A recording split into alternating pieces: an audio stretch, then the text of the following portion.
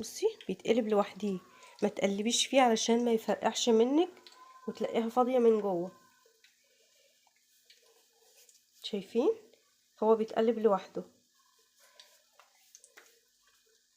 هسيبه كده على نار مش عاليه، هسيبه على نار برضو متوسطه علشان يستوي من جوه، ما تبقاش نيه من جوه وياخد لون من بره ويبقى ني من جوه. انا هسيبه كده لحد ما ياخد لون معايا. شايفين اللون بقى حلو ازاي؟ انا كده خلاص هطلعه وهحطه على طول في شربات تقيل. وهنا بعد ما خلصنا الكمية دي اول يعني دي بس اول حطة، ما ينفعش نحط الزيت تاني مرة هو وسخن.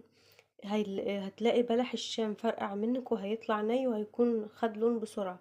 لازم الزيت يبرد عشان احط الكمية التانية. يعني في حوالي الكمية بس التانية لسه فيه تاني.